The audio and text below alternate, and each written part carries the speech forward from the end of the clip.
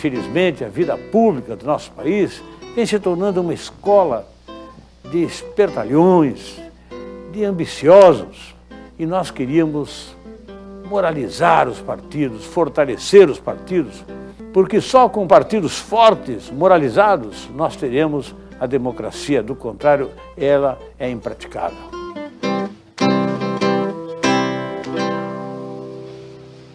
Então, a ideia de vir hoje aqui falar um pouco sobre o papel do Projeto Nacional de Desenvolvimento é esse desmonte de todas as coisas. Que este exemplo que nós tivemos essa semana foi um exemplo que mostrou que um projeto de desmonte assumido por esse governo, neoliberal, ou melhor, ultraliberal, de entrega de todos os patrimônios, de fazer um monte de absurdos, ele começa cravando no nosso peito uma estaca muito forte na era Vargas. Quer dizer, a gente vai buscar lá 30, como é que foi em 30, como é que começou toda a nossa história de trabalhismo, a revolução que em outubro assume Getúlio, nasceu inclusive da Aliança Liberal, que veio fazer um enfrentamento pesado do papel das questões sociais, que coloca o candidato inimigo lá, que diz o seguinte: questão social no Brasil é uma questão de polícia, não tem essa questão social. E Getúlio, quando lança a Aliança Liberal em janeiro de 30, primeiro discurso grande que ele faz, ele destaca exatamente isso, que é o inverso disso. Quer dizer, a questão social é uma questão de nação, uma questão de sobrevivência, não é uma questão de polícia. E quando assume em 30, em outubro, uma das primeiras providências, ele cria o Ministério do Trabalho, Indústria e Comércio, que é chamado por Getúlio e pelos seus aliados em torno do Ministério Revolucionário, porque ali ele passava a reorganizar as questões. Então, dando demonstração de que a questão social não é realmente uma questão de polícia. Tanto que vem as legislações sindicais, e aí logo em seguida ele faz o enfrentamento aqui em São Paulo com a Revolução de 32, você veja, acabou de assumir, começa a organizar as coisas, tem uma revolução de um dos maiores estados da nação, contrário à Revolução de 30, não é isso? Que entrou justamente para quebrar o paradigma daquilo que nós falamos da política café com leite, todas aquelas coisas, para dar uma visão de nação. Automaticamente você tem um enfrentamento que atrapalha isso. Aí quando você pega aquele, começa a desenvolver algumas coisas, você já tem a necessidade de fazer uma nova Constituição, que foi o compromisso que ele teve para, inclusive, mesmo derrotando no campo de batalha os insurgentes, ele se compromete em fazer uma nova Constituição. Então todas essas coisas vêm sendo levadas, e os direitos dos trabalhadores foram muito importantes quando ele começa a fazer uma série de legislações, e chega até quando você chega em 43, que ele faz a conjunção da CLT, mas o papel do Ministério do Trabalho nesse período, inclusive, é um papel revolucionário. Pasmem vocês ou não, ele botava o exército e a polícia de Getúlio para garantir que os trabalhadores pudessem fazer reuniões para formar seus sindicatos. As pessoas acham isso um absurdo, que é ditadura. Não, porque como nasceu tudo ali naquele período, não havia, e o que havia, as conquistas eram conquistas muito específicas de algumas categorias, e ele começa a gerar legislações para que estendesse para todos os trabalhadores. E quando chega lá em 43, que ele faz a CLT, e que a gente escuta, e essa é uma das grandes oportunidades que nós temos para desmistificar essa história de Carta del Lavoro, que é uma carta, a CLT é fascista, que a gente escuta isso principalmente da universidade em São Paulo. Os intelectuais paulistas, filhos da elite paulistana, ainda com Getúlio aqui na garganta, o tempo todo dizendo que tudo que ele fazia era fascista, porque não sei o quê. E Getúlio tinha uma visão nessa questão de nação ímpar. Então todas as pessoas podem não gostar de Getúlio, isso é ótimo, faz parte. Você às vezes não gosta, né? Hoje o Cassiano colocou um vídeo do Lula fazendo um discurso na inauguração do CinePD. E Lula faz um reconhecimento do papel de Getúlio, justamente nessa linha. Você pode não gostar, mas tem que reconhecer que foi um grande dirigente no país, um homem visionário, e vai colocando uma série de adjetivos para Getúlio. Mas mais do que isso, como é que organiza a classe trabalhadora para dar sustentação a um modelo econômico implantado por Getúlio, de crescimento e desenvolvimento das nações? Ele só não conseguiu, naquela época, e ele deixa isso resgatado em muitos lugares, fazer também no campo, que vem ser feito depois com o Estatuto do Trabalhador Rural. E ainda não é a organização no campo, é o Estatuto do Trabalhador Rural que dá a ele uma série de direitos que tem. Mas na área urbana não existia nada. Então, se você vai ler, ele começa lá em 30, 32, eu podia até fazer cronologia, mas vale a pena vocês também pesquisarem. A lei dos 2/3. O Brasil estava embranquiçando o país, né? Depois do fim da escravidão.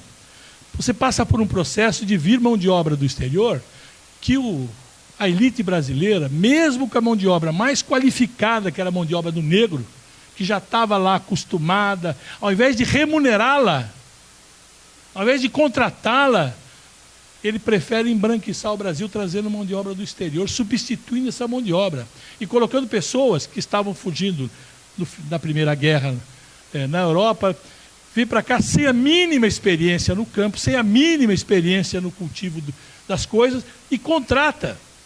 Mas os negros ele coloca na rua, porque ele não consegue engolir que aquilo que era patrimônio dele, que ele escolhia olhando os dentes, que ele vendia e comprava, pudesse tornar também um funcionário, alguém que pudesse ter remuneração pelo seu trabalho. O ódio da elite vem daí. E ainda hoje, quando a gente vê toda essa uberização da mão de obra, que a gente está vendo aqui, e nós vamos chegar lá mais para frente quando falarmos disso, também tem essa visão escravocrata dessa elite brasileira carcomida, que diz que é o seguinte: tem que acabar com todos os direitos, tem que acabar com o salário. São burros, porque capitalismo é consumo. Se você não tiver poder de compra, não tem capitalismo. Então essa visão, eu estava acompanhando a palestra do Manuel Dias aqui a semana passada. Num determinado momento ele falou assim: olha, muito se fala do aumento do salário mínimo que João Goulart fez em 54, que logo depois ele é demitido, ele cai. Mas não falam um dos primeiros atos de Getúlio em 51, quando ele dobra, ele faz 215% no aumento do salário mínimo. Porque ele sabia que era importante também a classe operária ter aquilo que nós chamamos de poder de compra. Então, na organização, não só na luta pela caristia, contra a caristia, na luta por melhores salários, melhores condições, você vai ver que a CLT, ela vem cobrir uma lacuna de dar direito aos trabalhadores nunca imagináveis. São direitos que, você comparar por aí, foram conquistas que companheiros e companheiras deram a vida para ter. Jornada de 8 horas. Getúlio dá a jornada de 8 horas na CLT, perfeito? Que é a jornada inglesa. Algumas categorias já tinham. Proíbe o trabalho de menor. Tem uma série. A proteção contra saúde, segurança e medicina no trabalho. Tudo que você tem na CLT foi feito nesse processo de condensação em 43. Mas isso também tem lá como é que se organizam os sindicatos. E aí, que é um problema que nós aqui em São Paulo e no Brasil, a esquerda sempre tratou muito mal a questão sindical. E nunca se apercebeu que a história da unicidade sindical, do sistema confederativo. Então, muitos deputados, senadores, juízes do Supremo Tribunal Federal não têm a mínima ideia de como funciona a estrutura sindical brasileira. Então, a ideia de nós conversarmos hoje é no sentido de que a gente amarre como é que isso tudo trabalhou ao longo de toda a história do Brasil, até agora, e o que significa o movimento sindical para consolidar paralelamente o desenvolvimento nacional. Porque tem tudo a ver. Se você pegar os grandes anos férteis do Brasil, ninguém pode dizer que a CLT atrapalhou alguém quando você teve crescimento de 8% ao ano. Isso nunca foi problema.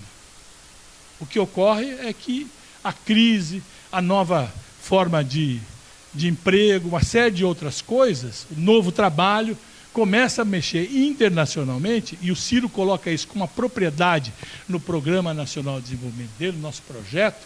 Ele coloca o seguinte: o Brasil, pelo atraso que nós estamos com as nossas infraestruturas, com o saneamento básico, porque eu fiquei pasmo, por exemplo, acho que vocês também devam ficar, quando eu descobri que Guarulhos, que tem 1 milhão de habitantes, não tem 1 metro quadrado de saneamento básico. Quanto tem lá? 1 milhão? 1 milhão e 400 mil habitantes. Então você não vai despoluir o Tietê nunca, enquanto não resolver o problema de saneamento básico de Guarulhos. Ou seja, tem tudo a ver. Então nós temos obras de infraestrutura, saneamento básico, habitação, são obras que vai poder usar mão de obras chamadas não qualificadas muito rapidamente. Então você vai poder agregar no ponto e começar a preparar a nova geração, essa juventude, essa infância, essa adolescência, para o futuro do trabalho. Porque vai ser um novo futuro do trabalho. A gente tem brincado muito com a uberização, mas isso realmente é um problema grave. Né?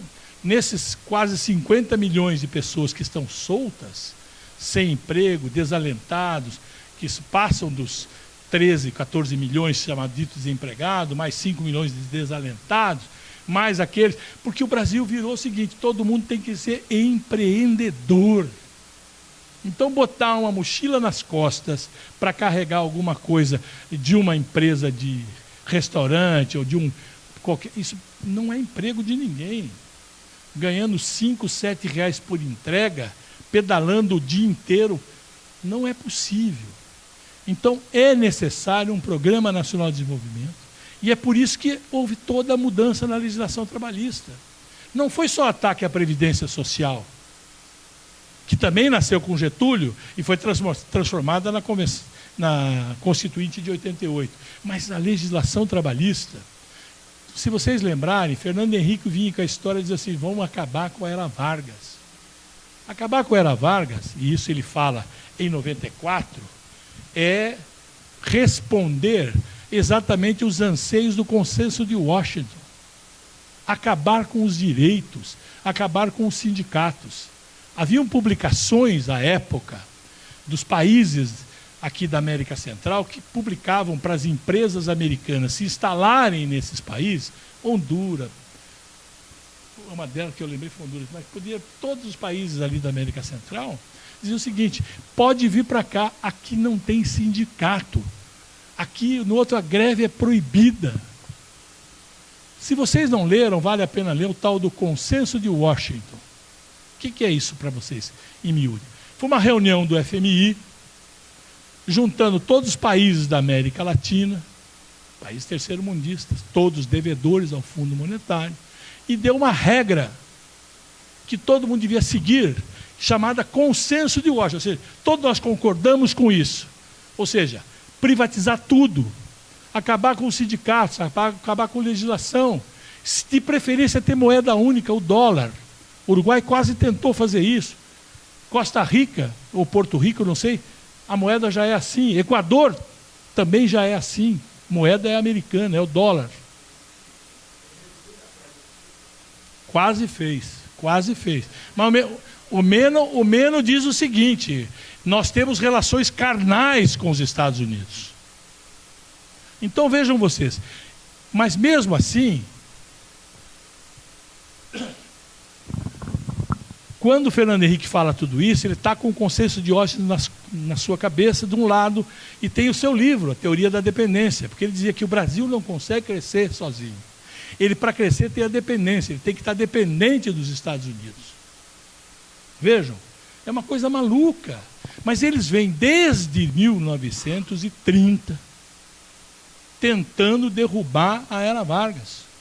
Foi 32, depois foi 45, depois foi 54, depois você tem o hiato de Juscelino, aí vem Jânio, 6 meses, 8 meses, depois Jango, aí golpe de novo.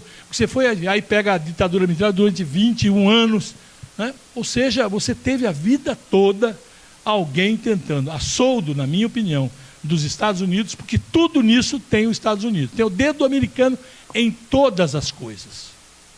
E hoje não é diferente. Veja a relação que está querendo ter o nosso presidente com os Estados Unidos. É uma relação muito promíscua. Perfeito? Então, quando eles vêm e fazem uma reforma trabalhista que retira direitos, e o pior do que retirar direitos, eles também incluem novas formas de contratação, o tal de contrato intermitente. Aí você fala assim, pô, mas que cara é esse contrato intermitente? Ou então, autônomo com vínculo exclusivo. Ou é autônomo, tem vínculo, pô. Mas o intermitente, se você pega as pesquisas de hoje, como é que estão sendo empregados as pessoas nos últimos tempos? Através de contrato intermitente. Então, quando nós discutimos na reforma trabalhista que esse contrato intermitente não poderia existir, ele seria para categorias exclusivas, tipo assim, garçom, buffet de festa. Então você poderia ter pessoas, porque você não tem certeza de que toda semana você tem festa para dar. O garçom, você tem festas aqui, o bar pode ter mais movimento, menos movimento, e assim sucessivamente. Aí o Supremo vem agora e diz que o intermitente vale para qualquer cargo. Seja no funcionário público, seja no privado. Então, é um projeto. Mas, com tudo isso, nunca tinha chegado a audácia que este governo chegou. Por isso, o ideológico por trás disso, a questão da influência americana por trás disso, é você ver que o primeiro ato desse governo foi acabar com o Ministério Revolucionário, com o Ministério do Trabalho. E aí dizendo que o problema é porque o Ministério do Trabalho estava nas páginas policiais, não pelas suas virtudes, mas por um erro. É mais fácil consertar o erro. Prendam aqueles que fizeram coisas erradas no Ministério. Mas toda outra área do Ministério que faz a gestão dos 2 maiores fundos que o Brasil tem, o FGTS e o FAT. Vejam vocês, tira de lá e começam a esvaziar o FGTS. Né? Começaram primeiro com o Temer soltando que você podia resgatar todos aqueles dinheiros que você tinha chamado contas inativas. E deu um volume de dinheiro para a sociedade, não adiantou nada economicamente. Se vocês olharem, não adiantou nada. E agora eles vêm de novo com a mudança no fundo de garantia, dizendo, olha, vou dar 500 pau, ou dependendo do seu salário, como a maioria. Mas a coincidência é tão grande, é que, segundo estudos, 1/3 da dívida para com os bancos de todos os trabalhadores do Brasil, daqueles 63 milhões, é até R$500. É muita coincidência.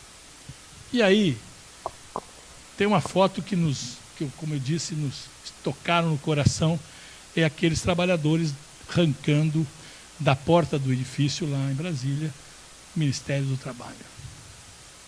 E aí começam ataques ao movimento sindical, não só aos direitos dos trabalhadores. Vocês viram a MP 881, que é a medida da liberdade econômica, a gente até discutiu isso aqui, que era impossível você aceitar que o partido tem um ADI contra isso e o nossa bancada votar a favor dessa coisa. Né? Que fez uma alteração, é que a gente conseguiu mitigar muitas coisas nessa 881. O que sobrou foi até o trabalho aos domingos, que o Senado, num trabalho inclusive do Weverton, né? Tirou o trabalho aos domingos. Ele disse, isso aqui é um jaboti, a gente denunciava, isso aqui é um jaboti, não tem nada a ver com a história. Que liberdade econômica é o cara trabalhar sábado, botar todo mundo a trabalhar, e ainda ameaçavam, olha, serão 7 domingos trabalhando, você tem um descanso. Depois, para dizer o seguinte, pois o bode, tira o bode, volta para 4. Não é isso? Não precisa de acordo com o sindicato, não precisa de discussão com ninguém, não precisa respeitar o artigo 30 da Constituição. Não sei se vocês sabem, o artigo 30 diz que é prerrogativa do município fazer a sua legislação interna. Como é que o governo, a Câmara dos Deputados vai legislar em cima do município no assunto que o município pode dizer: eu não quero trabalhar aos domingos no município, ou eu quero trabalhar aos domingos? Isso é questão do município.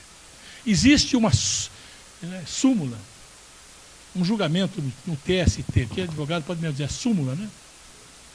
Tem um acórdão lá, melhor dizendo assim, que já está vencido esse assunto. Quem regula é o município. E mesmo assim, foram ousados e a Câmara aprovou. A Câmara aprova muita coisa inconstitucional e tenta passar o patrão no Senado. O Senado é um mero carimbador, a gente discutiu isso muito durante a campanha de Senado. Qual é o papel do Senado? A coisa chega, veja, a 881 chegou a semana passada lá, já aprovou, já está indo para a sanção. Que discussão o Senado fez em cima disso? Nenhuma. Exceto arrancar os domingos, porque era um jaboti, no mais, carimbou. Diga.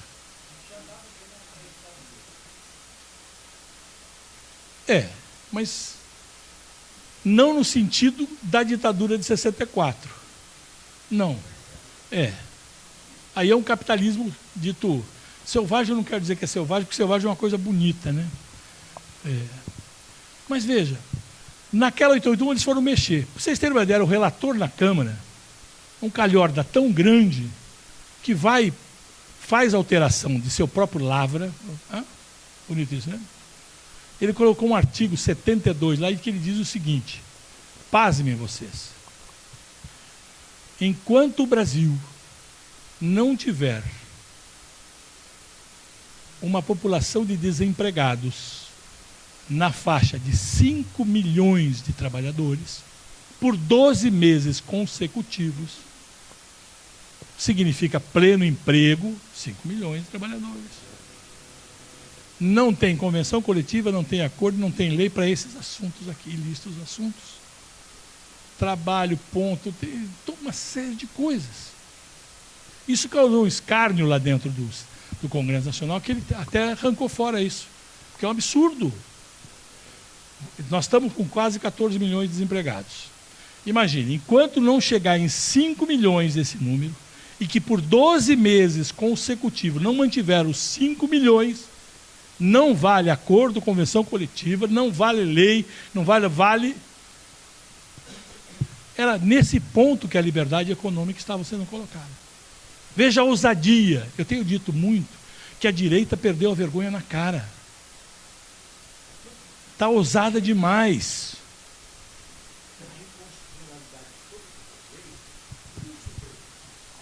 Chegaremos lá. Mas aí, então, mexeram na reforma trabalhista, fizeram tudo isso que a gente já falou, vira e mexe fazem alterações legais, enfiando jabutis dentro de legislações, como é o caso da MP 881, e agora fala-se em destruir os sindicatos.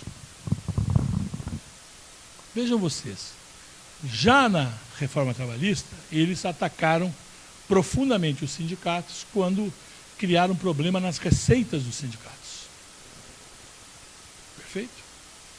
Agora eles estão fazendo um projeto, que a gente já está discutindo isso, de mexer na estrutura sindical. E é por isso que a gente precisa conhecer a estrutura sindical. Pegar lá, por que lá em 34, 43, com a CLT, de lá para cá, todas as constituições falam e versam sobre a estrutura sindical e os direitos sindicais dentro da Constituição?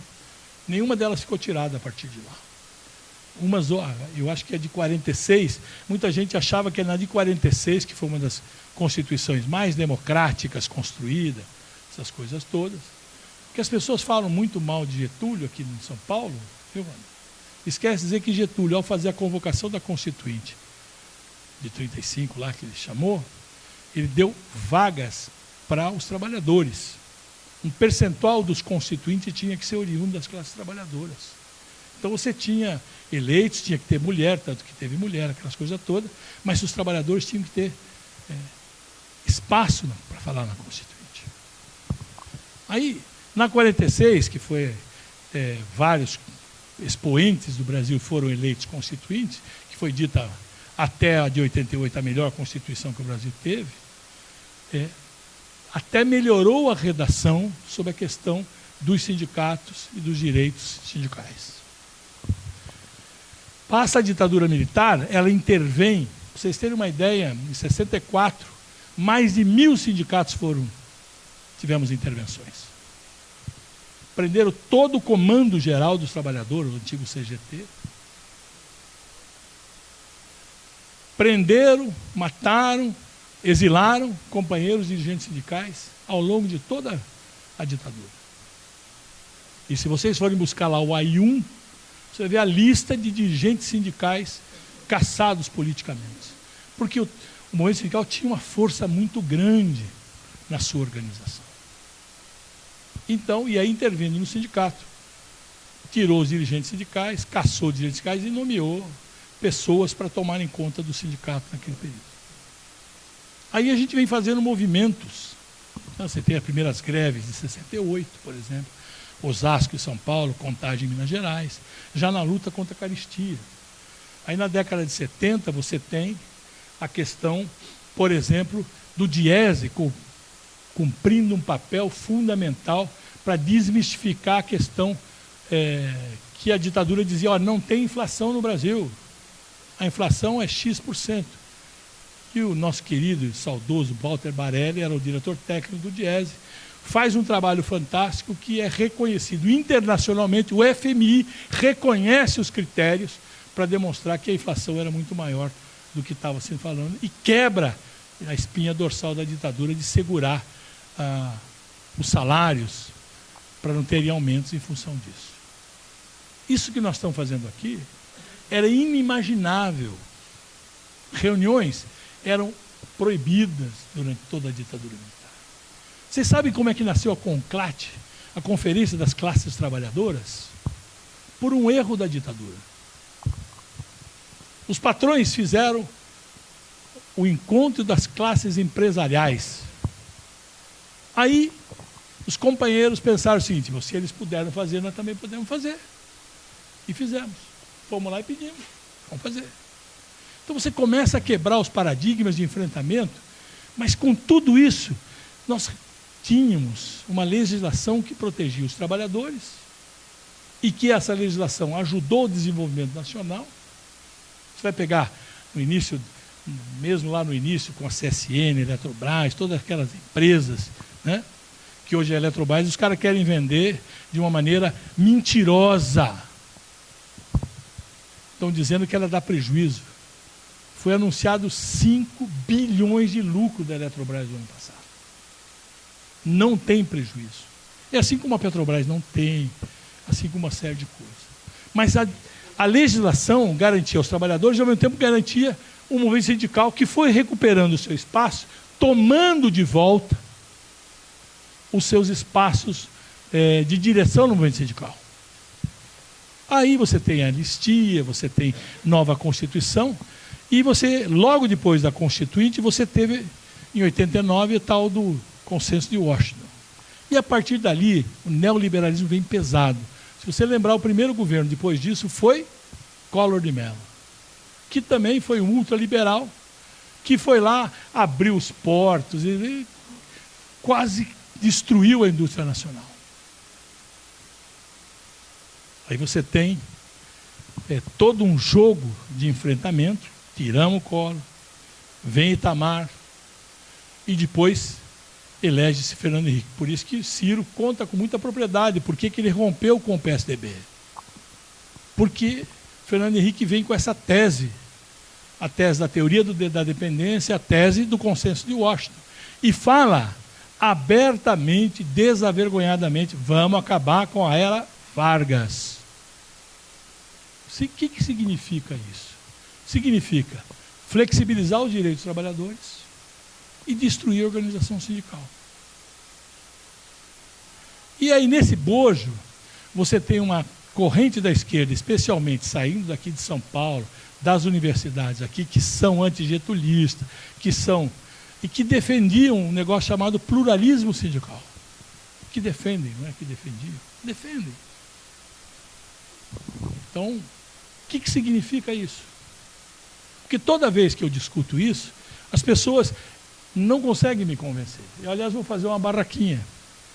Sou pela unicidade sindical, né? Sou contra o pluralismo sindical. Me convença. Não é isso? Eu vou fazer uma barraquinha desse jeito. Botar na Paulista. Por quê? Em 93, houve o que nós chamamos do 5º aniversário da Constituição, e que havia previsão nela de que 5 anos após a sua publicação, sua promulgação, nós teríamos uma reforma da Constituição. Sabe qual foi a principal reforma que se apresentou lá? O artigo 8º. 93, o que é? Collor de Mello era presidente da República. Então os debates foram fortíssimos e também foi discutido parlamentarismo, presidencialismo e monarquia. Eu fazia parte da frente presidencialista. Você vê, Ciro era parlamentarista, está errado. Os dois. Ulisses Guimarães, Lula, PT, tem uma série de companheiros e companheiras, valorosos ou não, são parlamentaristas. E eu continuo defendendo o presidencialismo. É uma grande discussão isso também. Nós já enfrentamos ele 2 vezes. Primeiro, quando o golpe de 64 traz Jean Goulart, sob a única condição de ser presidente no presidencialismo, no parlamentarismo. E só 2 anos depois, que ele consegue fazer um plebiscito para chamar, e o povo votou pelo presidencialismo. Em 93 foi a mesma coisa. Mas no artigo 8º, o relator era o Nelson Jobim. Então tinha uma plenária com o movimento sindical, as emendas eram das mais esdrúxulas possíveis. Bonita a gravação, hein? Gostei dela. Dizia o seguinte, José Serra era o autor da emenda: enquanto não definir quem é o sindicato mais representativo, o patrão escolhe com quem negocia. Perfeito, né? Ou seja, você tinha o DIAP, que é o Departamento Intersindical de Assessoria Parlamentar, que é uma entidade mantida pelo movimento sindical para nos ajudar a fazer leis, a debater dentro do Congresso, uma série de coisas. Ele fez um jornal que me indignou muito. Ele disse assim: para aquele do movimento sindical que defende a unicidade sindical, este é a alteração do artigo 8º. Para aqueles que defendem o pluralismo sindical, este é o projeto para o artigo 8º. Ou seja, não dá para ficar em cima do muro. Então nós fomos para esse debate com o Jobim, lá no Nereu Ramos, na Câmara. Ele abre o discurso, e que me deu uma felicidade enorme ele fazer esse discurso. Primeiro, é bom vocês saberem que ele não se elegeu mais deputado federal, teve que virar ministro, depois TST, depois STF, essas coisas todas, porque não se reelegeu deputado federal, porque nós pichamos Santa Maria inteiro, né, Alessandro? Porque o cara foi para destruir o movimento sindical. Ele abre aquela intervenção, prestem atenção. O Brasil já alcançou o pluralismo partidário. Estamos com a chance de ouro de introduzir no Brasil o pluralismo sindical. E muitos companheiros aplaudiram. Então, na hora da minha inscrição, eu fui à tribuna e falei: deputado, não concordo com a sua colocação, e vou dizer por quê. No pluralismo partidário, quando tem uma eleição, os partidos fazem coligações partidárias, fazem suas junções. Disputando a eleição, o partido que perder a eleição espera 4 anos para a nova eleição. Seja quem ganhe. Vou dar um exemplo. Maluf perdeu a eleição para a Erundina. A Erundina fez a sua aliança para cá, o Maluf fez a sua aliança para lá, tinha outros candidatos por aqui, ganhou a Erundina. Maluf espera 4 anos para disputar uma nova eleição e não funda um novo município. Perfeito? É possível você fundar um novo município de São Paulo porque eu perdi as eleições? Não. Mas no movimento sindical. Vamos fazer uma eleição. Chapas são plurais. Eu acho que a unidade tem que estar dentro da chapa. Pode ter corrente de diversos partidos, ideológicos, religiosos, o que você queira. E você disputa a eleição. Só que quando alguém ganha a eleição, você que perdeu diz o seguinte, sabe de uma coisa? Eu vou fundar um sindicato. E isso é possível pelo pluralismo sindical. O pluralismo sindical vai ao absurdo de ter sindicatos por empresa, por fazenda. Ou seja, é completamente diferente da tese que nós temos hoje de defesa de categoria de trabalhadores, ramo de atividade, metalúrgicos, bancários, tecnologia da informação. Mas, veja, a unicidade que é colocada dessa forma, ela diz inclusive que você pode ter na unidade menor, que é o município, você pode ter o sindicato dos metalúrgicos da cidade de Sorocaba. Ponto. Todas as empresas metalúrgicas são representadas por um sindicato. Eu brinco muito que é comerciários. Qualquer cidadezinha, vamos pensar uma cidade pequena, Araçoiaba da Serra, do lado de Sorocaba. Tem um sindicato de comerciários. Agora, tem muitas lojas lá dentro, tem muitos comércios. Poderia ter vários pelo pluralismo. Como é que fica a organização da classe operária? Fracionada, fragmentada, né? Fragilizada. Então, nesta questão, este governo é o que está dando o mais profundo golpe na era Vargas, no direito dos trabalhadores, na questão do Ministério Revolucionário, que é o Ministério do Trabalho, ao atacar de cara. Ou seja, ao lançar a medida provisória de reorganização administrativa, já não veio o Ministério do Trabalho. Ele extinguiu o Ministério do Trabalho. E ao extinguir o Ministério do Trabalho, ele dividiu as suas funções, jogando um pouco para cá, um pouco para lá, ou seja, parecia que fizeram com Tiradentes, né? Esquartejaram e jogaram sal por cima. Porque não tem, a partir dali acabou com as comissões que tinha. Esta semana soltaram uma portaria acabando com todas as comissões que tinham tripartite dentro do próprio Ministério. Então, esta mudança, e muitos companheiros do movimento sindical e do movimento político estão iludidos, achando o seguinte, ou nós fazemos e aceitamos essa mudança, ou nós vamos ser atropelados por esse governo. Nenhum deles me falou em fazer resistência. Que eu digo sempre que não há bem que sempre dure, nem mal que nunca cabe. Se eu não resistir, eu compactuei.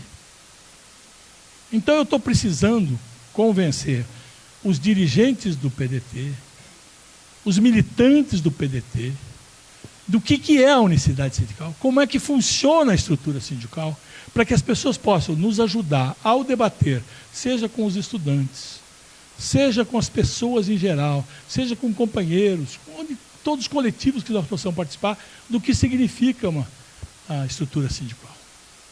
Do crime que foi cometido com a não compulsoriedade, por exemplo, da contribuição sindical. Porque é muito fácil dizer, isso aqui é dinheiro que engorda os sindicatos. Né? Mas vamos buscar a história. Como é que é o sistema sindical brasileiro? O que diz o artigo 8º? Nós somos um sistema confederativo, que é sindicato, federações, confederações e centrais sindicais. Pois bem, sindicato é por ramo de atividade, e aí você tem a representação da categoria. Falei comerciários, bancários, metalúrgicos. Então você tem, nessa estrutura, você tem duas coisas fundamentais. A primeira delas é a unicidade sindical, que é aquilo que eu represento.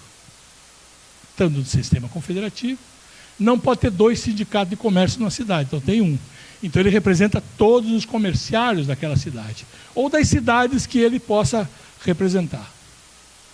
E aí você tem a contribuição compulsória, que é a contribuição sindical de um dia de trabalho, criado por Getúlio lá em 43, para você ter financiamento para os sindicatos. Por quê? Porque quando nós assinamos um acordo coletivo, acordo é sindicato e empresa, convenção coletiva, que é o sindicato com o sindicato patronal, para todas as empresas e todos os trabalhadores, seja ele sócio ou não sócio, ele tem direito a todos os itens da convenção coletiva. Então, ele deveria pagar a contribuição sindical para sustentar o sindicato que lhe dá todos esses direitos. Vejam vocês. Então você tinha dois pilares: a estrutura sindical, unicidade sindical, representação por categoria, e universalidade dos direitos. Ou seja, o que ganhou? A categoria ganhou, por exemplo, o aumento de 10%, não é como no pluralismo, só vale para quem é associado. É para todos os trabalhadores. Contribua ele com o sindicato ou não, seja sócio ele do sindicato ou não. Porque tinha uma contribuição compulsória de um dia de trabalho por ano que vinha para ele. Só que essa contribuição de um dia de trabalho era dividido em partes. Então tinha 60% vem para o sindicato, 15% vai para a federação, 5% para a confederação, 10% para a central e 10% para o fundo de amparo ao trabalhador. É para o FAT, conta seguro-desemprego. Perfeito? E, antigamente era 20%, antes de existirem legalmente as centrais, eram 20% que ia para a conta salário-emprego. E aí quando eu assino uma convenção coletiva, que vale para todos os trabalhadores de tecnologia de informação do Estado de São Paulo, não importa se ele é sócio, se ele não é sócio, se ele gosta do sindicato, não gosta do sindicato, ele vai ter o reajuste, vai ter direito às horas extras que estão acima da... Ou seja, todos os pontos, porque um acordo ou uma convenção coletiva nunca é igual à lei. Eu não preciso escrever numa convenção coletiva que a hora extra é de 50%, porque isso é constitucional. As empresas têm que cumprir. Eu não preciso dizer que são 3 dias de gala, 3 dias seguidos de gala, mas se eu assinar lá que são 5 dias úteis, eu dei um direito para esse trabalhador, para essa trabalhadora, que quando ele casar, ele tem direito a 5 dias úteis, não 3 dias seguidos. Não é isso? Se eu tenho uma hora extra de 75% nas 2 primeiras horas, 100% a partir da segunda hora, é bem maior do que os 50% previsto pela legislação, inclusive constitucional. Vocês entenderam? Vale para todo mundo, não para aquele que é contribuinte ou associado.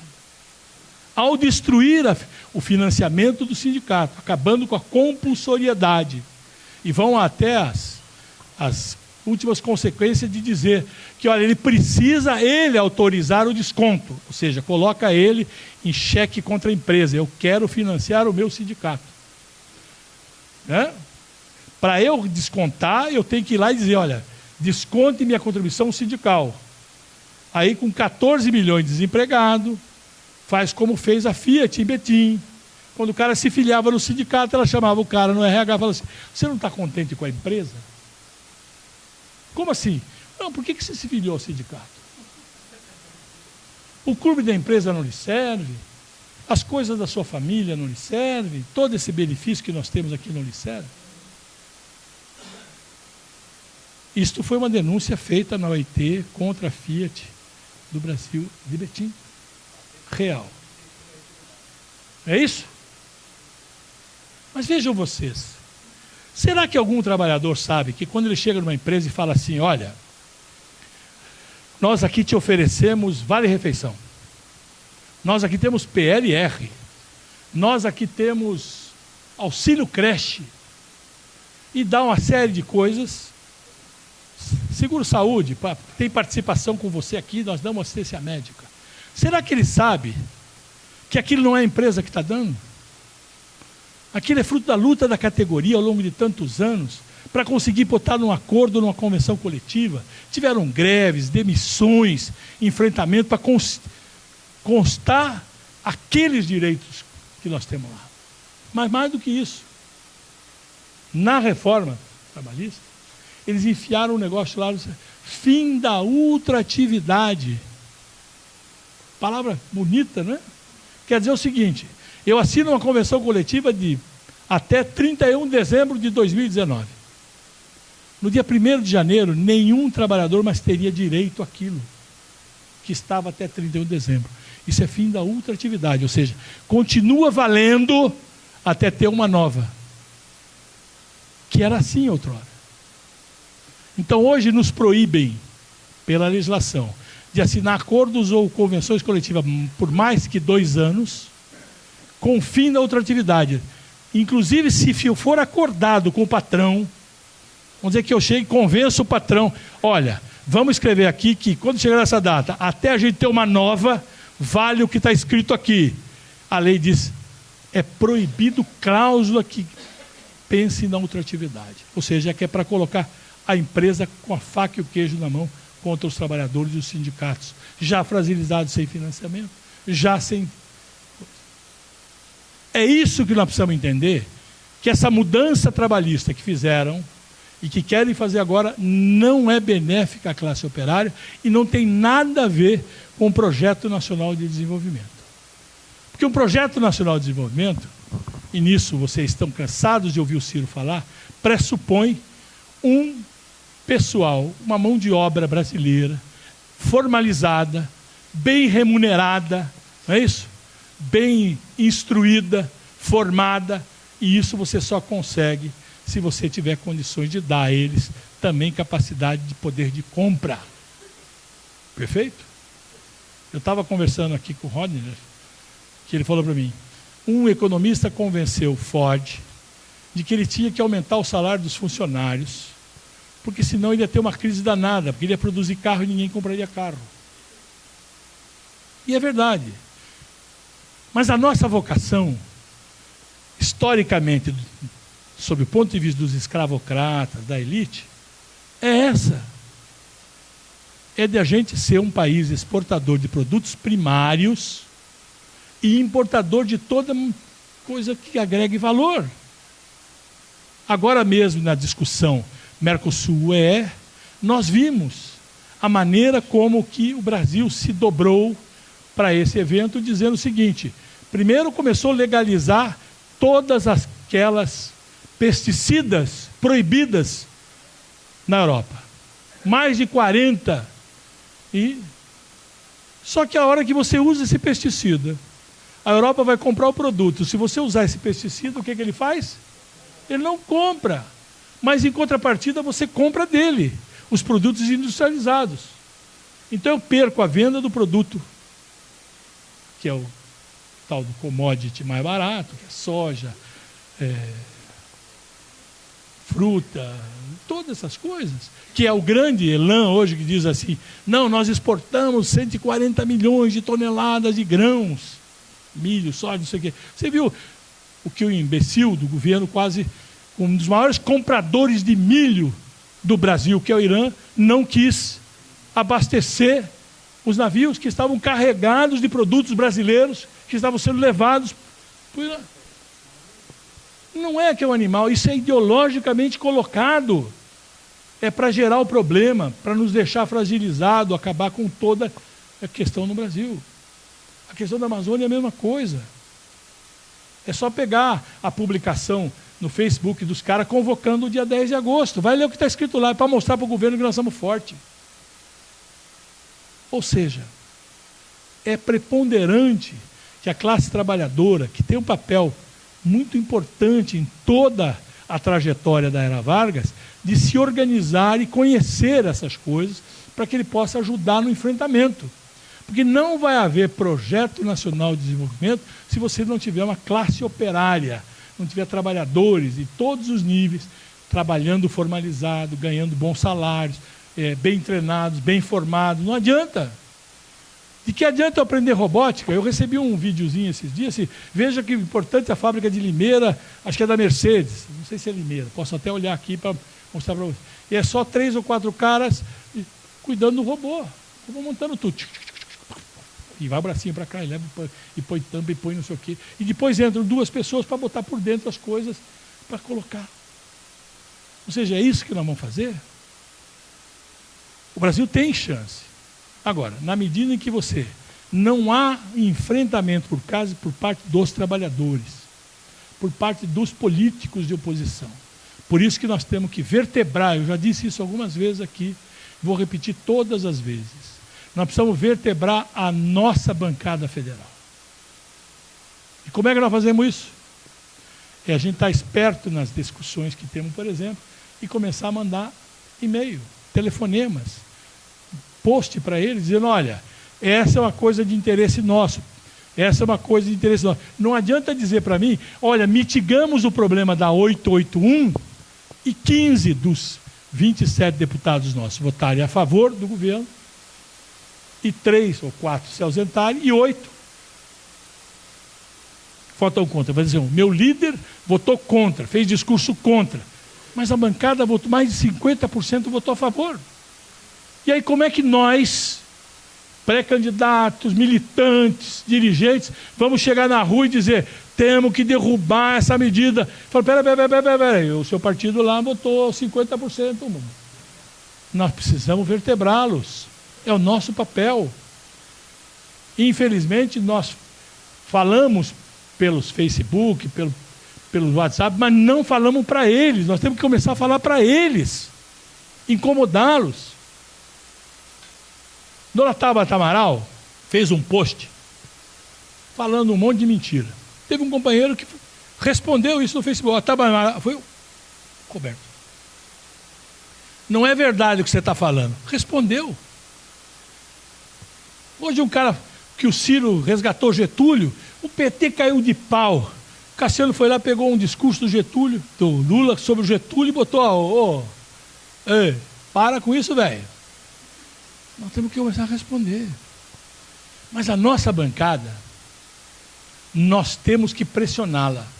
Nós somos, ninguém mais que nós tem a legitimidade como militantes, filiados ao partido, pré-candidatos a vereador, teremos legitimidade de apupar os nossos deputados federais, senadores, para dizer para eles, olha, não adianta dizer o Ciro falar por aqui, o Lupe falar por ali, o Marconi falar por acolá, outros falarem, e vocês, na hora H, votam com o governo. Porque votaram com o governo.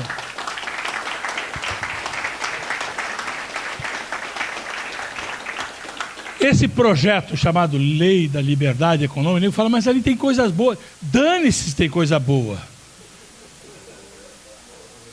É bom a gente saber o seguinte, aprendi isso com o velho Guarino.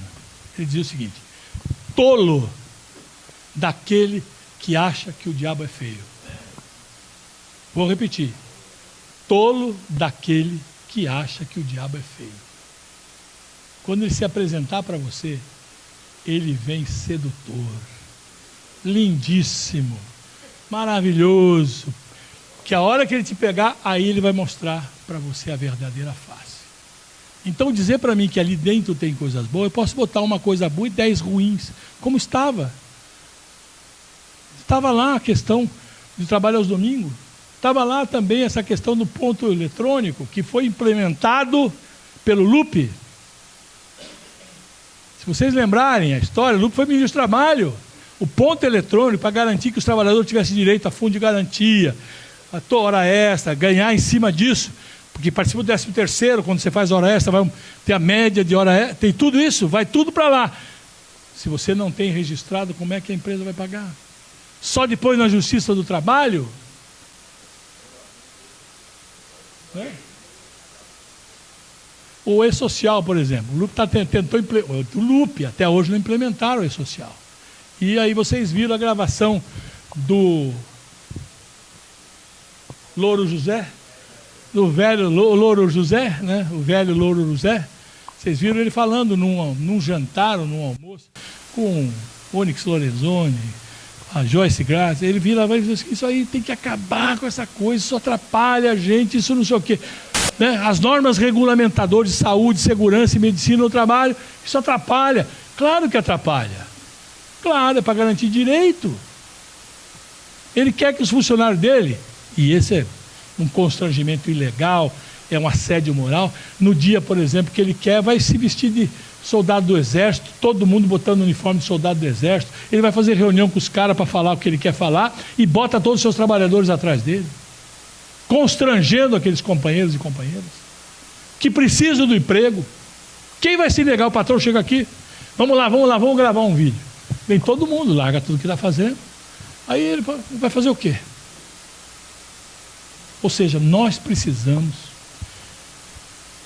e o PDT tem um papel fundamental nisso. Por isso que eu fico muito feliz de ver vocês sendo candidatos a vereadores em São Paulo, se preparando para tal, porque nós precisamos mudar essa história.